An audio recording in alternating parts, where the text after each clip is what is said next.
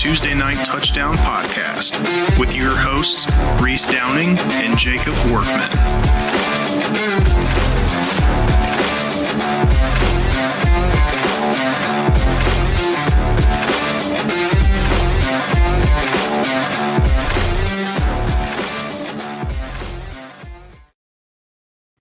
What's going on, guys? TNT Tuesday Night Touchdown Podcast, NFL edition, week 5. We are quickly rolling through the season here. With me, as always, is Jacob Workman. Jake, what's going on, man? Everything's good. I don't like that we're already at week 5, though. This is going way too fast. Yeah, it does feel like it's going really fast, for sure. Well, first things first, let's recap last week. Last week, Workman ended up at 7-9. I ended up at 8-8. And we both hit our locks. So I picked Seattle over the Giants. Workman picked Jacksonville over Atlanta. So both of those locks hit. We had a better week last week than we did the week before, but we are getting a little bit better here as far as statistics go. We had a couple rough weeks there in week 1 and week 2. So hopefully as we continue to move forward here, we'll get closer and closer to hitting that above 500 on the total average. All right, let's jump into some quick key injuries. Again, just like last week, we'll try to tighten it up here to just key players as opposed to doing a full scale list, but there are a lot of guys here to mention. So let's jump into it. First, we have the Bengals' T. Higgins. He suffered a rib fracture, and it sounds like that's going to keep him out for a bit. So something to watch there, especially considering that Cincinnati's been struggling as it is.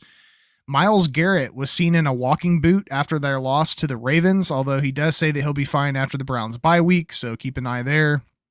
Javonte Williams left a game with a hip flexor. We'll see if that impacts him, but it sounds like he may be ready this week, but there is a lot of movement on the fantasy front picking up his backup, who I can't even remember what his name is off the top of my head, but keep an eye out on where he's at. It sounds like he may be on a pitch count at a minimum with that hip flexor.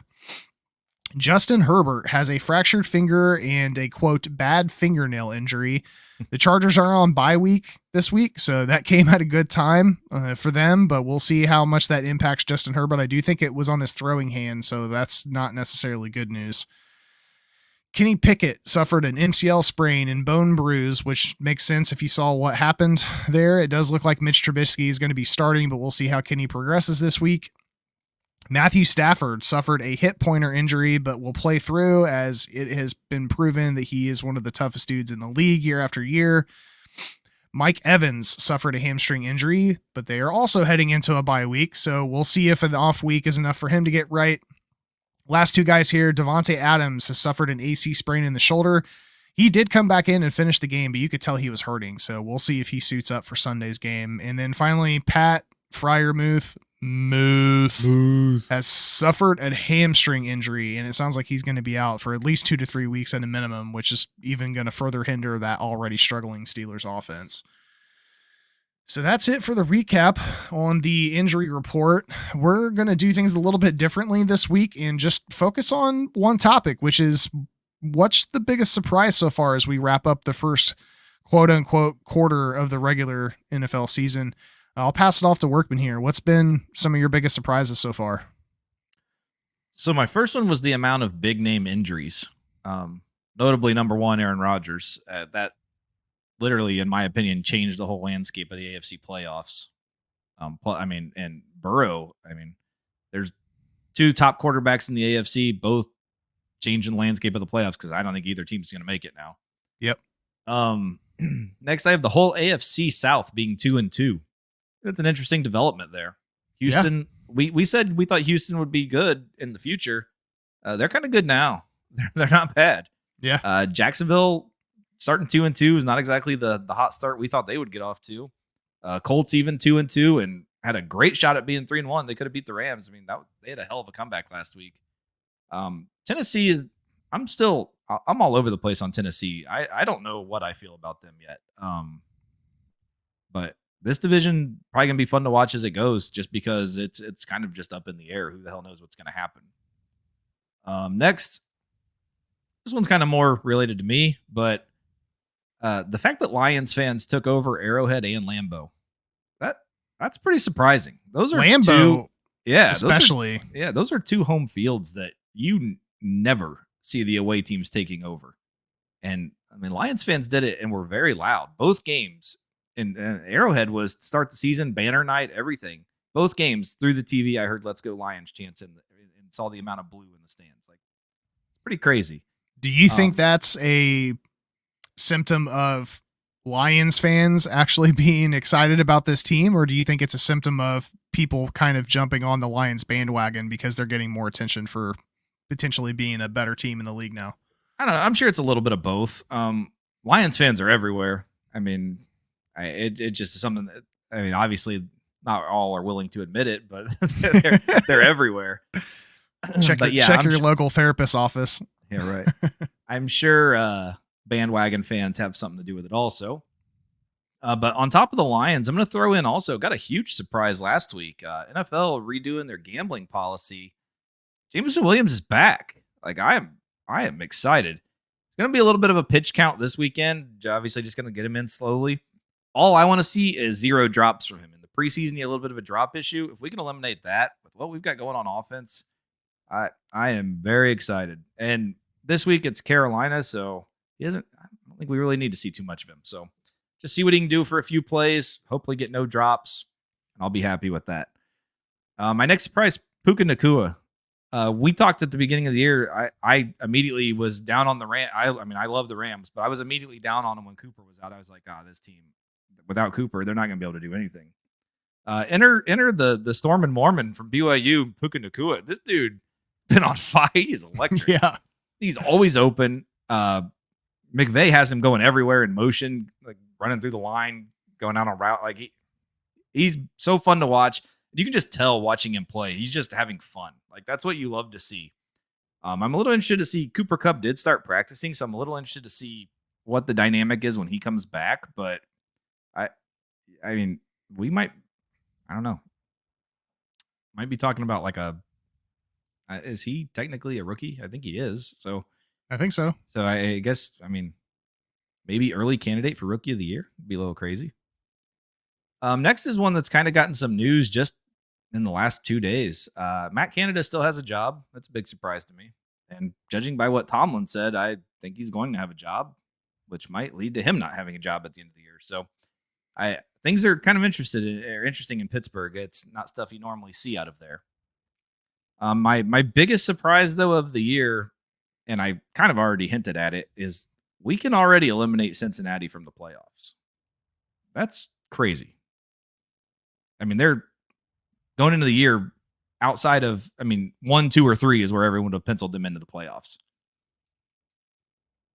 I find it very interesting that we're already eliminating them. And Burrow, I know you asked me, I think it was last week or maybe 2 weeks ago. I think it was 2 weeks ago, should they put him on IR? And my answer then was no, because they can't afford to. The answer might be yes now, because they have lost those games anyway.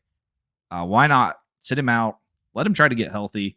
I think this year's over for them. The AFC there's too many good teams. And I don't think they can even backdoor into the playoffs at this point, just because he's still not healthy and they're still not good.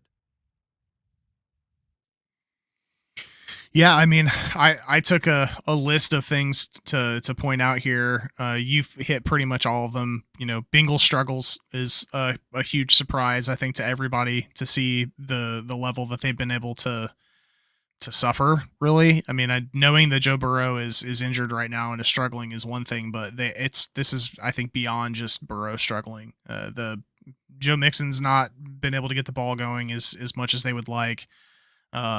They were supposedly shoring up that offensive line a little more in the offseason, but that doesn't seem to be coming to fruition. No, it's been awful. Really awful. Yeah. So definitely a surprise there. A couple other ones here. Consistency of Tua.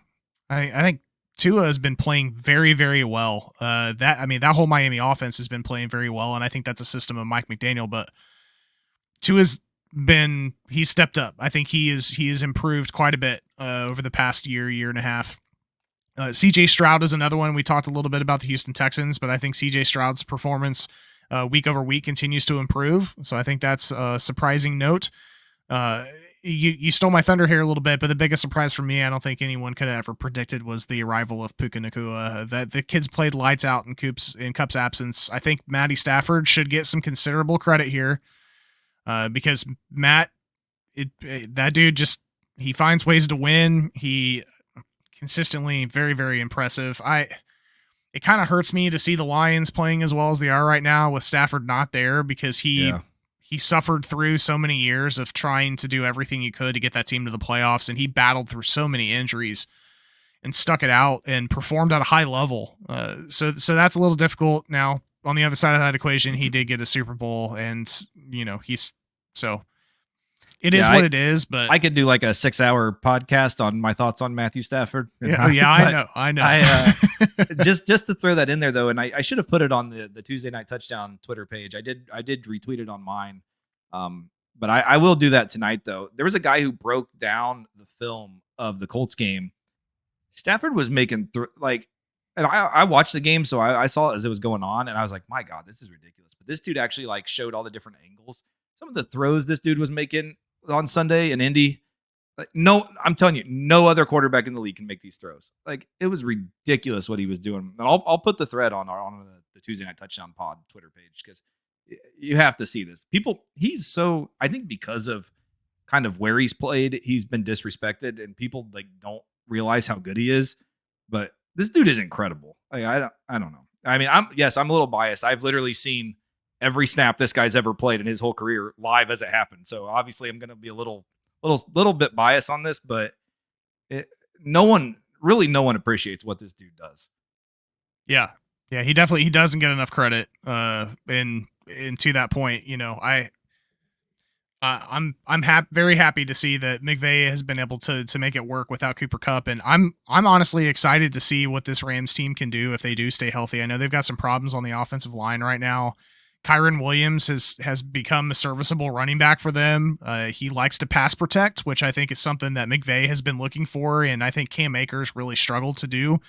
And Kyron Williams has stepped up and done that, and he's been rewarded by getting some red zone touches and some touchdowns. So I like what the Rams offense is doing right now, especially considering all of their injuries. And the only other thing that I had here, just to touch base on quarterback play, not just CJ Stroud, but Baker Mayfield has been pretty serviceable for Tampa Bay. I think that's been surprising to a lot of people. He's really playing the best ball of his career right now. Now, granted, he does have some decent weapons on his team between Mike Evans and Godwin and Rashad White, but he's had some weapons on his teams before, and he hasn't been able to make it work. I don't know if it's a system of some of the coaching that he's had or what's going on down there in Tampa, but Baker Mayfield's playing pretty well this year, and I think it's surprising and not necessarily something that anybody would predict to consider CJ Stroud and Baker Mayfield both potentially in top 10, top 12 quarterbacks right now as far as QB play is concerned so far going through the first few weeks of the year. So,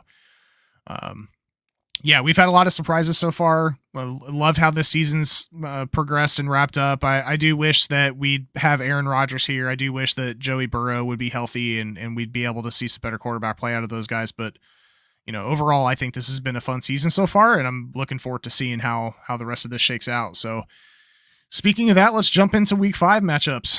All right, so kicking things off here on Thursday for Week 5, we have the winless Chicago Bears traveling to the nation's capital to face off the 2-2 Washington Commanders.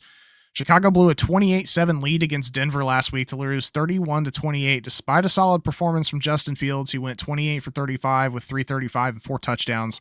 The Commanders took the Eagles to overtime before losing to a Jake Elliott field goal and continue to have some pretty serious offensive line issues as Sam Howell has now been sacked 24 times in the past 4 weeks. Washington is favored by 6.5 here.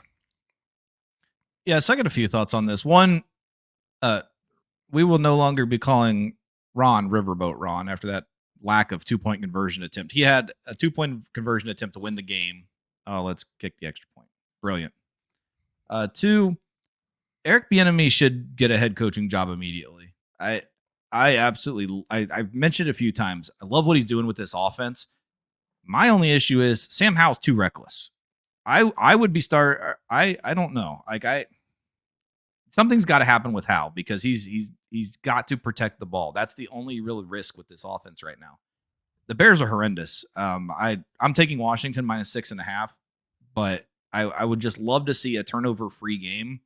But Bieniemy, we have to be looking at him somewhere at this point. Yeah, I agree. Washington played well against the Eagles last week. Like I said, almost came away with the win. They have a solid run defense and should force Fields to throw the ball in this game. Hal should have some more time in the pocket this week against this Bears defense that's been struggling to stop anyone. So I'm with you. I'm going to take the Commanders at home minus the 6.5.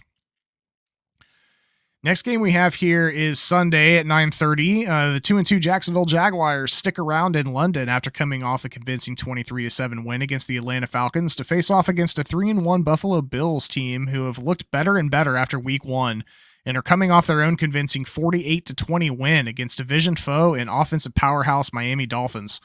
Jacksonville's in a 4-way tie in the AFC South, which we just touched base on, while the Bills are tied for first with Miami in the AFC East.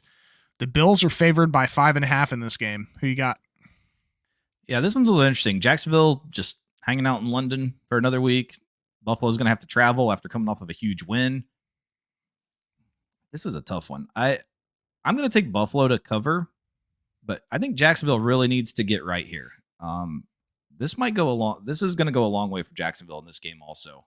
I'll take Buffalo to cover, but I'd like to see Jacksonville put on a decent performance here. Yeah, Jacksonville turned it around last week, albeit against the Falcons, and we'll have a slight advantage being that they've been in London for over a week already, so they're used to the tea and crumpets, but I don't think that's going to be enough an advantage to slow down the Bills' offense and overcome this league-leading defense, which the Buffalo Bills are currently at right now. They've only allowed 55 points so far this year, so I'm going with Buffalo minus the 5.5. Just started practicing too.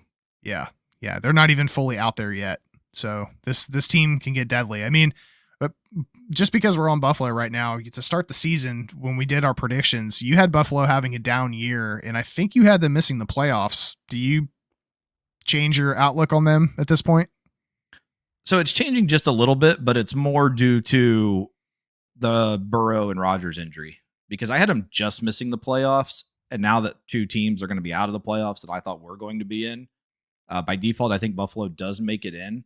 One injury, though, too, there's a pretty big injury with Tre'Davious White. He's out for the year now. I think he popped his Achilles last week. So that actually will come into play a little bit for Buffalo.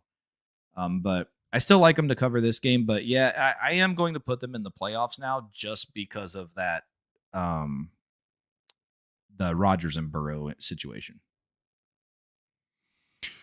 All right. The next game we have here, the 2-2 Houston Texans, led by CJ Stroud, head to Hot Atlanta after a 30-6 win against the Steelers to face off against a 2-2 Atlanta Falcons squad that only scored once last week and is struggling to get anything going through the air. Houston is in that 4-way tie in the AFC South, while the Falcons are sitting tied for second behind the Buccaneers in the NFC South. Atlanta is favored by 1.5 at home. Yeah, weird situation. Houston coming off a huge win, going on the road to Atlanta team that just had a brutal loss, and they're flying back from London and playing in the same week, not even coming off of a bye or anything. I'm going to take Houston to cover and win outright.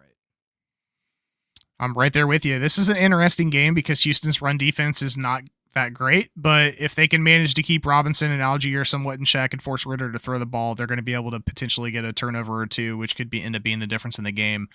And couple that with Atlanta coming back from England and not getting any time to, recuperate and get back into the normal swing of things. I just don't think this looks good for Atlanta. I think CJ Stroud is going to continue to stay hot in this one, so I will go with Houston plus the points and expect them to win outright. Same with you. Next thing we have here, continuing with AFC South teams, the 2-2 Tennessee Titans are heading to Indianapolis after holding the Bengals to a field goal in a 27-3 victory last week to face Anthony Richardson and the 2-2 Indianapolis Colts. Divisional matchup that's currently sitting in the 4-way tie, as we've mentioned 15 times now. Indianapolis has lost both of their home games this year, while the Titans have lost both of their road games. Indy is favored by 1.5. I'm taking the Colts. I like what I've seen so far from them. I like what Steichen's doing on the offense. And Tennessee's still a question to me. Like I said earlier when I was doing the AFC South, I just don't understand this Tennessee team yet. Tannehill got to be a little bit better, or this team's probably going to finish in last in the division. But I don't know. I think this game is one of those games that anyone could literally win this game. This is a crazy game to me. They're both kind of the same team to me. I just like a little bit more of what Steichen's been doing on offense. So I'll take the Colts to cover this one as the home team.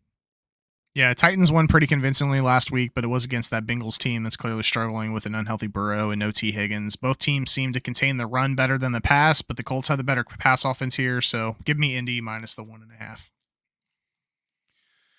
Next up, we have the winless Carolina Panthers heading to the Motor City after giving Minnesota their first win of the year to compete against a 3-1 Detroit Lions team that will be coming off a long week after securing a win in Green Bay on Thursday against their divisional rival Packers. Detroit has split their first 2 games at home this year and are currently favored by 8.5. Give me the Lions. I think this is going to be an offensive show. I think this will be a blowout. I know the NFL doesn't have a lot of blowouts, but I think this is going to be one. I think the Lions win probably by 20-21. Yeah, I think at this point we can see that this is not going to be a season to win this year for the Panthers, but a season to try and develop Bryce Young.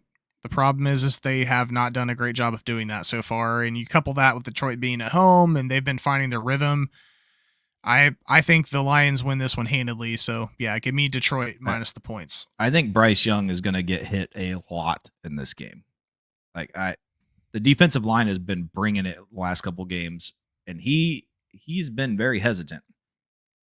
He's either going to it's going to be one or two. We're going to have a lot of sacks, or we're going to have like 2 or 3 picks in this game. So I think it's an easy win for the Lions. All right. Well, next we have an AFC North divisional matchup as the 3-1 Baltimore Ravens head to Pittsburgh after handling Deshaun Watson-less Cleveland Browns 28-3 on the road to face a reeling 2-2 Steelers team coming off a 30-6 loss to the Houston Texans in a game that saw both Kenny Pickett and the Big Move get injured, with Freiermuth being out at least 2 to 3 weeks. Not sure if we're going to see Pickett. Looks like it's going to be Mitchell Trubisky. Baltimore is leading the division and Pittsburgh's currently tied for second. Baltimore is only favored by 4 here. Yeah, with the changes you see out of Pittsburgh the last couple of days, like Tomlin doesn't usually say stuff like this in press conferences, and you just have to feel the vibe it's down there. Like things are not in a great place in Pittsburgh, and with the potential to not have their starting quarterback in this game, I'll take Baltimore minus the 4. Yeah, I don't like we said, we don't know who plays quarterback here, but I don't know that really matters. The Pittsburgh Steelers are really struggling to put points up. Both Deontay Johnson's still out. Now Muth is out. Baltimore should win this game convincingly with all these injuries. So I'm with you. I'm going to go Baltimore here minus the 4. Okay, the 1-3 New York Giants are hitting the road after a loss to the Seattle Seahawks to face off against a 3-1 Miami Dolphins team who are back in Miami after getting beat pretty convincingly by Josh Allen and the Buffalo Bills. The Giants cannot seem to find their footing on offense or defense, while the Dolphins are putting up points but need to figure out their pass defense. The Giants are currently at the bottom of the NFC East, while Miami is tied for first in the AFC East with the Bills. Miami is favored here by 10.5. Yeah, there's not a better game to figure things out. Miami minus 10.5. The Giants are, I don't know. They look awful to me. I don't have any faith in them whatsoever. Give me the Dolphins. Yeah, Miami got smacked in the mouth last week. They need to figure out that defense. The good news is that Daniel Jones and the Giants are not Josh Allen and the Bills, and this is the perfect team, like you said, to figure this out. So I think Miami heads home pissed off, ready to bounce back. It's a large spread, but I don't think it's enough here, so I will easily take the Dolphins minus the 10.5 as well. The 2-2 New Orleans Saints are heading to New England after a 26-9 loss to divisional rival Tampa Bay to face off against a 1-3 Patriots team that looked lost on Sunday afternoon in a 38-3 drumming at the hands of the Dallas Cowboys. New Orleans is sitting tied for second in the NFC South, while the Patriots are at the bottom of the AFC East. New England is favored here by 1.5 at home. Yeah, I am simply just taking whatever team gives me points in this one. So I'm taking New Orleans plus the 1.5. Carr looked awful last week. I don't know why they played him.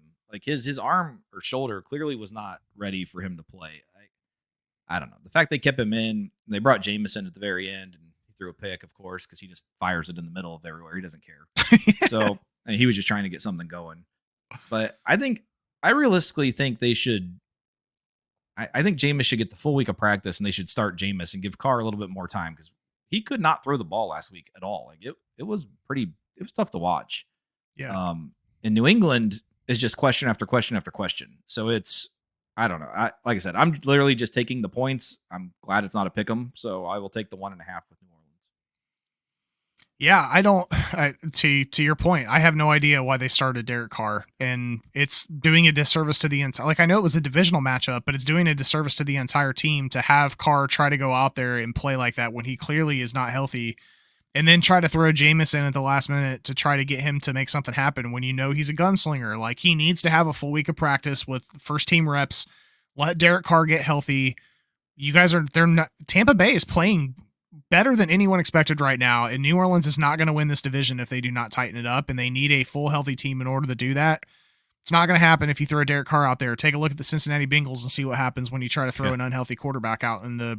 It's the NFL. Regardless of what team you're playing, these guys get hit. It's a physical game. It's insane for them to have a backup like Jameis Winston and try to throw Derek Carr out there injured. So I'm right there with you. I'm going to go with New Orleans plus the 1.5. I think this potentially could be a pretty low scoring game. I don't know what the over under is, but yeah, I'm going with New Orleans as well. Next up, we have the undefeated Philadelphia Eagles heading out to LA after an overtime victory against the Washington Commanders to face off against a Rams team that just got their own overtime victory last week against the Indianapolis Colts. Philly is currently sitting atop the the NFC East, while the Rams are sitting in third place in a very competitive NFC West. Philly is favored on the road by 4.5. Yeah. So speaking of quarterbacks that are injured, and I am terrified for Stafford in this game. Philly's defense is no joke. The Rams O-line sometimes has been a joke. And Stafford there were points in the game last week where I didn't even know if he was going to get up. So I'm very, very, very nervous about him surviving this game. I'm going to take Philly minus the 4.5. One, SoFi will be a Philly crowd. We've talked about it a million times. Philly will travel out there and it will be a very home crowd for Philly. And I'm just really worried about Stafford in this game. So I will take Philly minus the 4.5. Yeah, I can't tell you how many times over the course of his career I've watched a lot of Matt Stafford as well, because Workman's a Lions fan. I've had an opportunity to see him play live a few times because Workman had season tickets to the Lions and we were both in Indiana. I can't tell you how many times I've watched Stafford play and I've been concerned about whether or not he's going to get up. He gets up, but it's still like, he's one of the toughest dudes I've ever seen play football. And for that to be a quarterback is just all the more impressive. Philly doesn't look fine-tuned yet, but they are looking better as the season progresses. I don't know. LA's defense had some issues with a mobile Anthony Richardson, and Jalen Hurts is a better version of that. And then you couple that with some of the Rams offensive line problems and this front, Jalen Carter, we can talk about that over and over again every week. I'm with you. I'm going with Philly here minus the 4.5. One thing with that, with Stafford getting up last week, he literally had to be helped up by teammates. It was a third down play was next. On the third down play, they had an unblocked blitzer and he rolled right through a sidearm dagger for a first down. He couldn't even walk to the huddle. And then he rolls out and slings on. I was like, my God. Like I said, he's so underappreciated with what he does. Yeah, he's the Terminator, man, without question. All right, the 1-3 Cincinnati Bengals hit the road west on their way to Arizona after losing 27-3 against the Tennessee Titans to go head-to-head against a 1-3 Cardinals team that just lost a 35-16 matchup against the NFC best San Francisco 49ers. Burrow is clearly not getting healthy while playing, and the Bengals are sitting at the bottom of the AFC North, while the Arizona Cardinals are in last place in the NFC West, but playing very competitive football despite a new head coach and dealing with a myriad of injuries. Cincy is somehow favored by 3 here on the road. Yeah, this is a big question mark for me. I'm going to take Cincinnati minus the 3, but with Arizona, the way Arizona's been playing, I don't know if I'd throw Burrow out there against this defense right now. I don't know. The whole situation in this game is crazy, but roster wise, to me, Cincinnati's still the better team, so I'm going to take Cincinnati. Yeah, I think Cincinnati is the better team from a roster standpoint too. But the Bengals aren't playing well. Like maybe if Right. they keep feeding Mixon the ball and try to run the ball and keep Burrow from having to throw it, maybe, but I don't know. Burrow looks really uncomfortable. This Cardinals team has a knack for sticking in games. I would have never picked this in week 1, but I'm going to take Arizona plus the points here. Yeah, for sure. Yeah, that's a big swing. That's that speaking of surprises of the season. Like, yeah. Their competitiveness has got to be on the list. Yeah, the Arizona Cardinals competitive. Yeah, we should have definitely mentioned that because that's definitely equally surprising. Joshua Dobbs and company have done a good job sticking in close games with some very, very good football teams that they're playing against. They do not have an easy schedule. All right, that wraps up our 1 p.m. games. So we're going to move into our 425 games, which there are only 2 this week because we have a couple buys. The first of the 2 425 games, the 3-1 Kansas City Chiefs and Pat Mahomes traveled to Minnesota after a close win against the Zach Wilson-led New York Jets to meet a 1-3 Vikings team that just secured their first victory on the road against the Carolina Panthers. The Chiefs sit atop the AFC West, while the Vikes sit in the 3rd spot in the NFC North. Kansas City is favored by 5.5. Yeah, this one's pretty simple for me. I'll take the Chiefs. I think they're going to outscore Minnesota. Their defense won't be able to stop them, and I don't think Minnesota's offense is that good either. One quick little thing that I did absolutely love. I don't know if you saw the Pat McAfee show today, but it was Aaron Rodgers Tuesday, and he dropped he called Travis Kelce Mr. Pfizer. It was absolutely hilarious and became a big trending topic on Twitter. Oh man, it was pretty great, and I'm sure that will blow up now. But probably not as big as the Taylor Swift thing, but probably be second. But I definitely do. I've talked about this every week. I don't like this Minnesota team at all, and the Chiefs. 5.5 is pretty low to me, so I think that they'll cover this one pretty easily. Yeah, the Jets kept that game closer than I expected on Sunday, but the Chiefs find ways to win. Minnesota's offense is scoring touchdowns to an extent, but they keep finding ways to lose, even though they got that W last week. It was against the Panthers, who are clearly struggling. So I'm with you. Give me KC minus the 5.5. I think it's going to be a pretty easy game for them to lock up. All right, the second of our 425 games, the 1-3 New York Jets are traveling to Mile High after a close loss against the KC Chiefs to go up against a 1-3 Denver Broncos team who are coming off a 21-point come-from-behind victory against the winless Chicago Bears. Both teams are sitting at the bottom of their divisions, and this game has some special meaning after offseason comments. It is now the Hackett-Payton Bowl. Denver is favored by 2.5 at home. Yeah, this is the game I wish Aaron was there for, because he would have loved to just jam this right in Peyton's ass. But I'm going to take the Jets anyway. Denver to me is not. I don't. Something is wrong there. I don't know what it is, but something's clearly wrong. I know they did come back and win, but they also came back and won against the Bears. So I'm going to take the Jets to cover this. Probably more than likely win also. Yeah, that Bears game I think is more of a symptom of the Bears than it is the Broncos. Yeah, the Jets offense looked a good bit better against the Chiefs than they have the previous couple weeks, which makes me feel like they may be fine-tuning some things with Zach Wilson under center. And like we just discussed, I still, even without Rodgers being there, I think there's still some extra special sauce going into this with Hackett firing up this Jets team to go win one for the Gipper. So expect some fireworks. I think there can probably be some pushing and shoving out, off plays. They should keep an eye on the sidelines and things like that. But yeah, I'm going to take the Jets here plus the points. I think they're going to win this game. All right. Sunday night game, potential NFC championship preview in our Sunday night. 3-1 Dallas Cowboys are flying west to Golden Gate City after handling Bill Belichick the worst loss of his career to match up against an undefeated San Francisco 49ers squad that got the win against Arizona last week and is clicking on all cylinders on both sides of the ball. Dallas is currently sitting in second behind Philly in the NFC East, while the Niners sit atop the NFC West and are arguably the team to beat in the NFC. San Francisco is favored by 3.5 at home. Yeah, this is going to be a fun one. The matchup I want to see is Brock Purdy versus this defense. I just want to see if they can force him to be the one that beats them. Great matchup though. Like this is one of those games of the year, like where at the beginning of the season you see this game on the schedule and you're like, yeah, that's a game that we can't wait to happen. I'm gonna take the Niners minus the 3.5. I don't really like the pick though. Like this is I think either team can win this game. But 49ers at home, I'm going to take them to cover.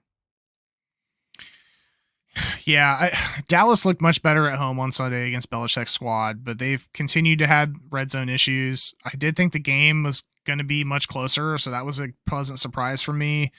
San Francisco is without question the toughest opponent Dallas has faced so far this year. They are rolling on both sides of the ball, like I just mentioned. I think Dallas has had this game circled on their calendar since before the season started. San Francisco's had their number the past couple seasons as well, so there's some extra motivation there. My concern with the Cowboys is that we are dealing with some injuries between Tyron Smith, Micah Parsons, Zach Martin, Rico Dowdle sounds like he's going to be out. I keep going back and forth on this. I'm going to go with my boys to win this game in a statement game.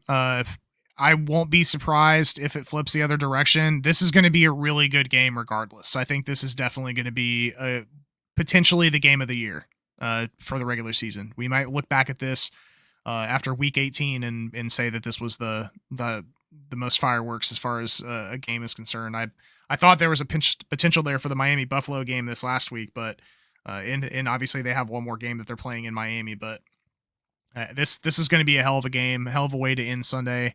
I am going to take the Cowboys here. I just hope that we can get healthy between now and Sunday night. All right, so that wraps up our Sunday games. The Monday night game, not quite as fun as the Sunday night game. Yeah. The 2-2 Green Bay Packers hitting the road after a home loss to the Detroit Lions last Thursday to meet the 1-3 Las Vegas Raiders, who are returning to Sin City after a 7-point loss last week at the hands of Justin Herbert and the Los Angeles Chargers. The Packers are second in the NFC North, while the Raiders sit tied for third in the AFC West with the Denver Broncos. Our Monday night matchup here has Green Bay favored by 1.5. I'm going to take the Packers minus the 1.5 on the road. I say it all the time. Like, I like what the Raiders have. They just never put it together. The one concerning thing is, does Max Crosby kill Jordan Love? Because I don't know if they can protect Jordan Love. So there's going to be some things to watch, at least in that game. But I do like the Packers to cover the 1.5. Are the Raiders playing Aiden O'Connell again? Yeah, I don't think they know yet. We still don't know if it's Jimmy G or O'Connell here, but I'm not sure if it matters. I think the Packer fans will make this feel like a home on the road game, so to speak, and come out with a victory. So I'm taking Green Bay minus the points, but I'm not sure if it's going to be Jimmy G or O'Connell. Yeah, that line to me kind of indicates it'll be Jimmy G, but you would think, but at the last that I looked, I don't think they've announced. Yeah, it going either way. But yeah, I like the Packers to cover that.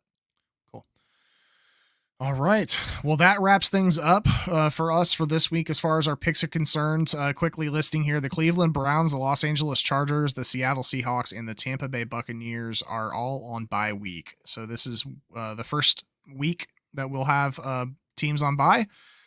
So we'll continue to report that stuff over as the season progresses here. Any final thoughts you want to share here before we sign off, Workman? Oh, that's right. The locks of the week. The locks of the week. Yeah, if you guys don't listen to our NCAA show, Workman has this new fancy medieval lock sound that he's got on loop right now. I think primarily he uses that because I always forget to talk about the locks for the week. I stopped the loop. It's done. Okay. All right. Well, let's hit the locks of the week. You can take it here first. I am taking Philly minus 4.5 against the Rams for my lock of the week. Like I said, I'm concerned with Stafford. I like Philly's defense. I think they're going to be too much for him in that game. Okay. I am going to go with the Miami Dolphins for the third time this year. That game against the New York Giants.